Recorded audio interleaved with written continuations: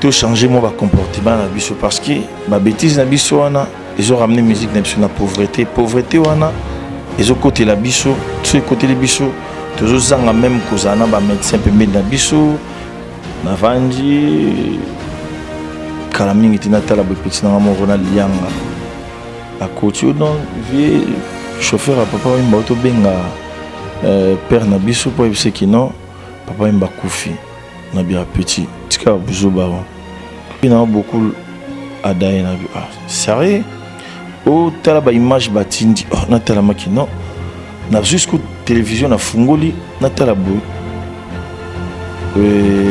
Kin 24 comme que non décès à papa imba na va nous crier problème na fali problème na ouais rançon problème na yo na ba bill problème té tout côté na kuna té j'ai pas de problème avec tout le monde tout ce thème Kambouana j'ai pas de problème là toi on a day Nassi na lobby déjà que non je veux plus de problèmes avec tout le monde c'est tout na pratiquement stade des martyrs au monde ba les grands potes Mandela il faut tout les pas problème ba mungo na katia stade des martyrs na centre wana tout changer mon comportement na biso parce que ba bêtise na biso wana ils ont ramené musique na biso na pauvreté wana ils ont côté la biso tout côté les biso toujours zanga même kozana ba médecin pembeni na biso salanda tozoloko ta papier elengi ya Congo Glodidi Asika la mignonne hey la mignonne Tracy Mbelenga pro. Merci chers amis internautes qui nous suivent de partout. Donc, tous continuer toujours. Matanga, ya papa Wimba, Oyo, Aotikoti Kabiso depuis hier. Tous continuer coller là. Vraiment, tous Tamsaka micro.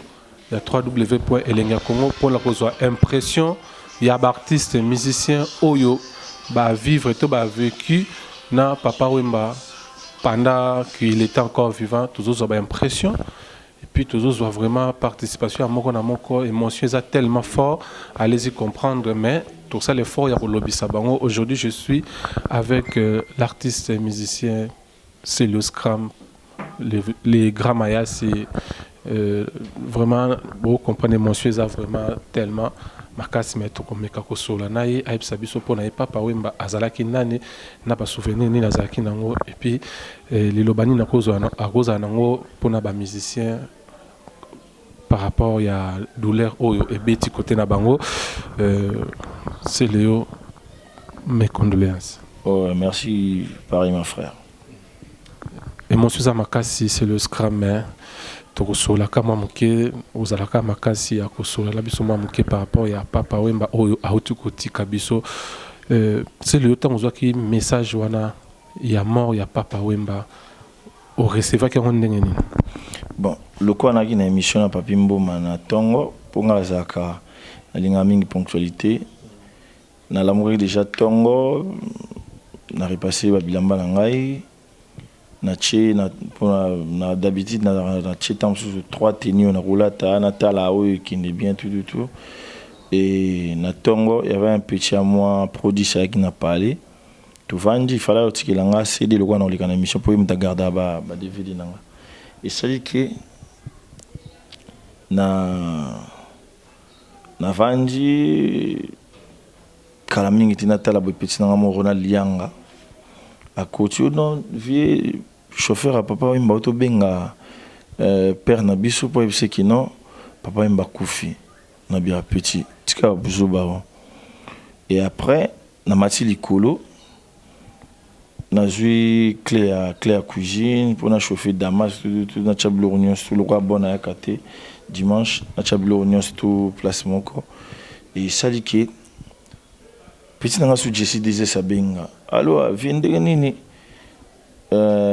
quitté vina beaucoup à daïna ah sérieux oh tala ba image batindi oh na tala makino na jusqu'au télévision na fungoli na tala boy Kin 24 comme que non décès à papa imba na va nous crier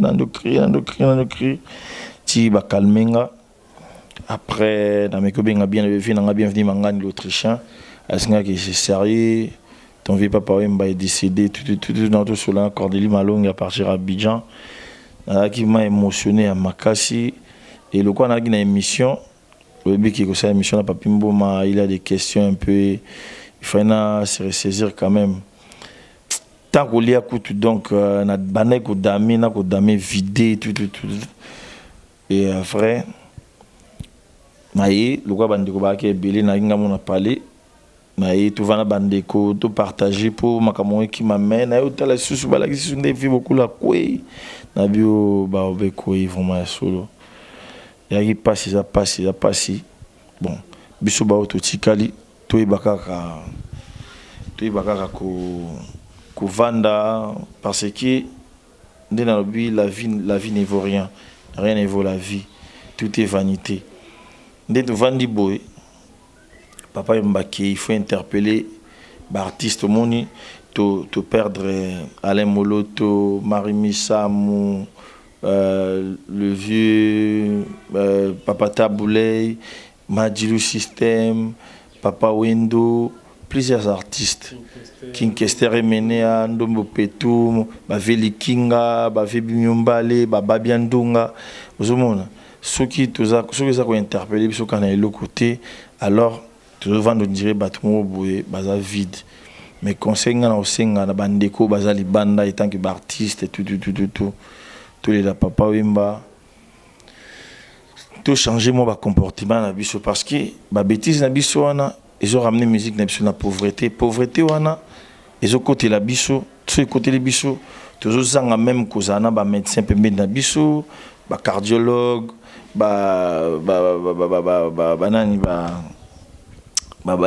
docteur, donc tous ont bon pembé na biso parce que au Kenya docteur abatu na Mali na Sénégal na Abidjan, quel bon au foot quel bon au contrat et puis ba musicien au kuna au foot bon combien. Donc ça dit il faut interpeller biso. Tozongi sa bolingo tozaki nango tozana ba guerre mo loyale tolinga na muninga lelo asali za teki non muninga sali na lobango chaque fois muninga soka sali loko dis-moi encourager à ta parce que azui moi temps ebelé na studio à dépenser ba énergie si muninga sali loko encourager ezaka teki toera okutana na ba matanga topesa na ba mbote na ba matanga tokovanda pe boye mukolo mususu ndeko moko à salisi fête ou bien avant de ne parler moi barbecue tout va na biso to bae to bini to seki to de baninga to bala to go zakate que chaque femme na coin na e ta levé beaucoup to ndima été qui me doit vivre beaucoup c'est vrai Lazare Jésus daya mais vivre beaucoup nandinga bela ki nandinga panza ki sango étant que ba chrétien to ba ki so déjà sango bongo panza donc ça dit comme une longue vie ce que la image mais tant on vit beaucoup la qui azongi souté les leurs ont acoli donc déjà mingi pour na biso artiste à Congo et puis ils a passé c'est le scram l'a dit vraiment ça fait mal ya koyoka makambo oyo ba tiki biso c'est le scram Papa Wemba est mort conscience na yo par rapport à liwa ya Papa Wemba consciemment et le bela nini et le bela qui il faut tous aller bien tout est vanité il faut tous aller bien avec tout le monde ngana ba souvenir mingi ya Papa Wemba chaque fois ya ndo benganga mingi Serge ya ndo lingo benganga Celio tano benganga Serge et puis batu nyonso na vivre la musique ba benganga Serge même Bendoson même donc ba vinanga Sinado ba benganga Serge donc c'est-à-dire on doit considérer ngana ti pire petit moi na tout un jour peut kutana na RTNC à conseiller par rapport à la musique et après tant on n'avait pas eu le temps de recevoir la radio parce que ngai na bengaki Papa Wemba un album et ça là qui est tout moi na fouti studio Papa était na fouti a été jour soirée et ça qui ngai fana ko ça filmer moi na ça vrai jour ba téléphone tout a fermé Papa comme il venait invest avec des journalistes et Papa Tangazongi a soit qu'on bien té mais moi je savais pas que non Papa il fallait aller Wemba pour ba séance tout foutaki a quitté et au ça là qui Papa comme un message que non opposé un faux plan tout na c'est ce qu'ils a kaka moi jaza papa tout na c'est ce qu'ils a qui et bah bon souvenir mususu tout taka concert mon résidence il y a présidence à Sungweso ou bien résidence, il y a Maman Edith Licitito, que son âme repose en paix. Tu as un concert moko wana tu as un concert monsieur na Ali la Gombe. Bilamba on a la takane avec Bilamba na la li papa moi Kenzo, pantalon moi comme des garçons, na chemise moi maboko mikuse za ba marinda a comme des garçons et papa il m'a mtakabelanga bon papa il m'a pas daki mutu aiko apprécier par rapport à accoutrement et notre sur la vie na bienvenue mangani a singa qui abi papa il m'a le baraki héritage à Bilamba à part Jibin Piana yo posa na kati donc la vie moi on a considéré côté art côté sap et voilà yango mona qui na émission papimbo mais fallait to la papa wimba na Japon fallait to la papa wimba na Japon donc voilà quoi Obi vraiment ça fait mal maman Loris la Congolais Loris Ebouele lingaki vraiment na tuna oyo par rapport ya ndenga tole la papa wemba ba guerre bozala non entre vous les musiciens papa wemba le laki azala pe na kata guerre oyo le laki entre bino botikali est-ce que vous allez continuer avec ba querelle bako ganga bako fingana bako chrétienné oyo bozala ki nango avant lelo siko papa wemba pe accueilli c'est le scram vous avez déjà un problème na bandeko mi balé misat oyo yebi est-ce que tout le monde a c'est le scram après mort ya papa wemba na même système na iwana même idéologie même comportement wana kaka. Non, cette fois-ci le que c'est très important c'est la musique. La musique n'est au chango en valeur au lieu de chaba bêtise wana dibozo to chana musique en valeur et puis voilà. Donc c'est tout ça polémique et la polémique base dans la musique.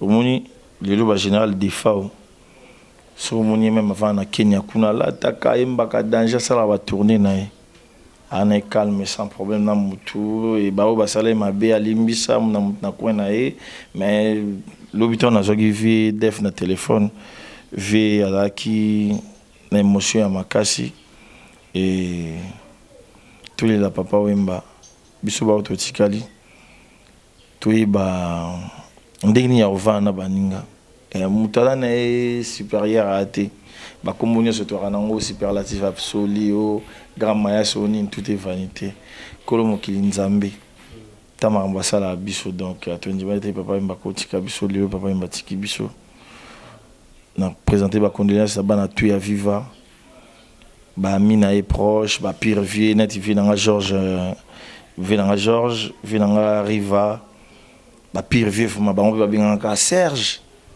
donc chaque fois surtout côté na bango donc ça dit ba pesa ngaka valeur donc vie na George Ngalula na présenter ba condoléances vie na Riva et puis Batutu ya vivre. Ouais. Un message n'a pas musicien congolais. Na Shikito Mushashino, président, n'a présenté la condoléance voilà. Message quand pas musicien. Message n'a pas musicien tout lingana. C'est total nombre ya ba icône où bazo kende. C'est vrai. Et antela liyo antela batunios. Mais total ki talelo papa imba ba presse au nyonso. Il y a un monde où ils et puis site ya yoji ya mamoto est publié donc ça dit ba Manu di bango ba Angélique Kidjo ba Bouba ba Samuel Eto'o ba Blaise Matuidi ba Gims ba tout ba publié on doit ça dire ils ont dit tremblement de terre et là on a roloba biso artiste congolais tous ont conscience tout ce qu'on mona net kino tout ça là que l'autre côté ba ebi bisoté tala lelo liwa ya papa wemba mutu tout talaka Bouba a publié Will Cliff a publié Manu Dibango Angélique Kidjo ba presse nyonso na François na ba Yusundur ba tout tala niveau donc ça dit ceux qui va publier papa wemba bongo ça se voit que non le wanga penaza na branche la musique congolaise ça me fait du bien aujourd'hui il faut de tambola na bolingo na bomoto pour eux ça mis les papa wemba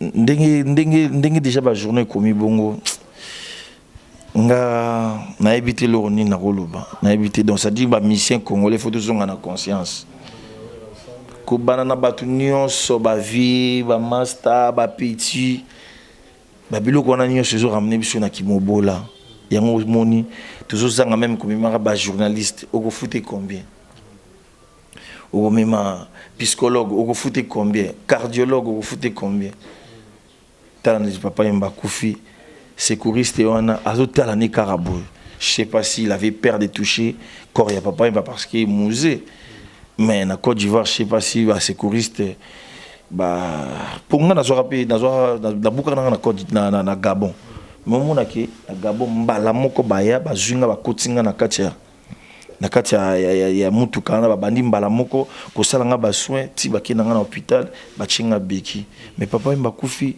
6 minutes et papa yamba koi 6 minutes 4 5 minutes 10 minutes quoi rouge azo yebelo ko salate mais Moussa ni zaki nini et puis papa yamba kufi na tiers monde donc vraiment ils a passé makasi pour na biso artiste et à monde entier. Tout ça, moi, analyse mon autolobie entre bino pe ba musicien ba star na biso, c'est comme si bato ba entourera bino bazaka ka bato mo bayaka baza sous comme ba flatter kaka ba matoliste ba fumeur on dit ba sunga bino peut-être parce que beaucoup appellent un problème mais moto aza le bureau na yo aza présidente à Tikiope au Kennedy tinde tout moni lelo papa mbakoi pendant 10 minutes sur scène mais tout moni réaction te lote ba memiete bazo bilo akosa te bon bato yo bazara peme na bino ba yamba ba téléphone na bino to benga ba bureau ba portera nini vraiment comme conseil artistiquement non bo pesa bango faute pété yeba kende tout ça boto na tiers monde mutu nyonso ninga za na dams ngana oya koluka ye pasa oya koluka soki ezalaki keno musique yango ekotelaka biso mbongo oyoki oza na standing moko boye neti bana ba nigérien ndenge mboka esutenaka bango moi mboka na biso esutenaka biso kaka soki matanga okomona matanga papa oyemba avion ekei mais moi je viens de sortir mon album omoni teke no moto moko député o moto moko batindi message na karibu ke très bel album ya petit wana. Mais il faut interpeller biso artiste. Faut interpeller biso. Au monde qui non na Karibo, honorable Songo Latindi, message à condoléances. Mais tant aux autres la petit on a na télévision. Boakata misu komata na Twitter na yo parce que na ba Twitter bozo komate. Na ba ni bo komate mais au monde na Karibo au honorable au ministre atindi message à nini. Mais tout ça, on est en train de souffrir. Toujours souffrir terriblement. Kolandate, avion, concert. Pour moi, la souffrance, il y a tout. Il faut comprendre l'orchestre. Au monde, le leader a bien, elle a bien, elle a polo. Tant qu'on va quitter le podium, on a polo, on a la cinglée, la ceinture, la ketch, place au monde qui non, on souffre. C'est-à-dire, l'État n'a biso. Azo les devant bacha structure maya makasi pour que l'artiste va se retrouver l'artiste peut il faut conscience ezonga makasi conscience ezonga s'il vous plaît ba vieux ba master ba petit ba collègue il faut conscience ezonga makasi pour baoba o ekwei eza on dirait baoba moko boy na ebito on dirait omboke zela. Et donc ça dit on mboka et na ebitini na roloba problème na ona fali problème na we ranson problème na yona ba bill problème te toko tana kuna te j'ai pas de problème avec tout le monde tout sauter ma cambouana j'ai pas de problème là toi na day na sina lobby déjà que non je vais plus de problème avec tout le monde c'est tout ngana na problème na mutu mo resouté mais tout ça ba tout toi ba humain se comporter na ndenge na ba artiste na otana ngaka. Mais je suis un bon homme, c'est-à-dire un cousin, un blédard, c'est-à-dire grand maillas. Et Zaka, non, you m'en frère. Non, pas du tout, you mati. Naka noko, bamba noko, to pesa na respect, et tant que baïme. So lingite, mais dis-moi tout respecte kaka, c'est ça, ce sont nos frères. Et bah vie bah ali bah Jordan Koussa bah ali Bah massa basé belé donc bah tout les lanan tout les lanan. Et puis dès wana il faut organiser. Donc ça dit papa Wemba faut ba chango mana stade de martyr. Na katima stade de martyr. Au monde ba les grands pote Mandela. Il faut tout les la papa Wemba bongo. Donc na katia stade de martyr na centre wana ba tout donc ça dit ba tout ba vandi na ba gradin ni tout. Au lingo que hôtel donc ça dit qui donc ba organiser bien et au les bien. Donc ça dit ba organiser bien. Et puis papa Maninga Zana vient absolument king kester to lila ki na mokoto. Papa mba tour photo na limbisa lokolo. Donc ça dit gomme. Et limbisa lokolo vient absolument king to lila ki na na Weston siko vient absolument papa mba photo lila do monde déjà na bandage ya rolila. Donc ça dit Japon.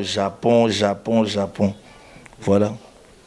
Merci c'est le tozio pena matana yo vraiment message no kakana ma condoléances no bateau peut-être ba benga ki opeli banda ba bise le yo condoléances na bateau libanda et puis message d'amour par rapport à la musique congolaise. Non mes condoléances na Martin Masinda Ilamba yaza mourir à forme. Mes condoléances na Cyril qui na fumu na forme. Simo Gimbango Bilamba. Mes condoléances na Junior Mundele Nzakomba Bilamba. Mes condoléances na Dédé Matende, petite sœur propre à Général Defao. Mes condoléances na Edwin Love, sapé comme jamais. Mes condoléances na Beverly Mille Beauté. Vraiment, bisous surtout les papa Wemba. Tous les papa Wemba. Message Zaraki. Total la carrière papa Wemba ndenga bandaki na ndenge sukeli ayembi nyonso ayembi liberté ayembi amour ayembi voyage anga aller voyager ayembi yango ayembi mama ayembi bana ainsi soit-il topesi lokumu na yawe pona mbotama na yo ayembi lisumer Amazon. Maman Zézé, au Kotungi Saramoto, le Kolanga, voilà, donc ça dit tout à la parcours naï, tout à parcours naï, puis il faut interpeller Bissot, toujours à bateau, et tout l'ingana, et à solo. Dès que tu es embarrassé, tout l'ingana, et à solo, tout le monde a Kembo na Yahweh. Donc voilà quoi. Merci, Grand Maes. Merci, Adam Stuzolo. Merci, je crois, message moko fort au celui à lobby interpeller biso na biso pe na presse tous à l'interpeller ba musiciens, ba artistes et tout tous à la paix interpeller mort ya papa Wemba asala nyoso ayemba nyoso aloba nyoso oyo akoyi koyemba ayemba lelo azate biso totika na mokito vivre leçon nini tozui c'est le yo à lobby mobimba nyonso ya makambo oyo donc je crois aussi si ceux qui a relobé sali to leka toujours pour nous retourner comment ça déroule ba programme à matanga to leka toujours na micro pour nous roloba rango. Je présente mes condoléances à bandeko pe bozali banda Thierry Finit l'artiste pe merci pour na appel Succès Kasongo merci pour na appel condoléances Dédé Matende depuis London, merci pour nos condoléances. Vraiment, mal Loris Lolo, la Congolia, mal Lolo, Loris Ebouele, merci. Grand prêtre, parce que ma condoléances et Landabiso, merci. Yulia Samba Panaché, ma condoléances. Double L, Loulou La Rose depuis Paris, mes condoléances. Mes condoléances à Batutu, famille vive à la musique à Moloka, Imobimba partout, Baikiri, à vivre à la musique à partout. Condoléances dans les sous na grâce à Kwanza vraiment elengi ya Congo mo bimezo présenter ba condoléances na tout ba le la papa Wemba Tracy Mbelenga la même magique ya Glody dia Suka Pro.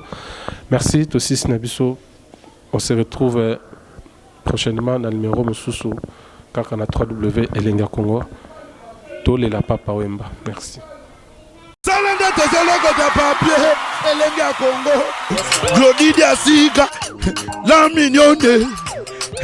Hey, la mignonne. Tracy Mbelenga Pro.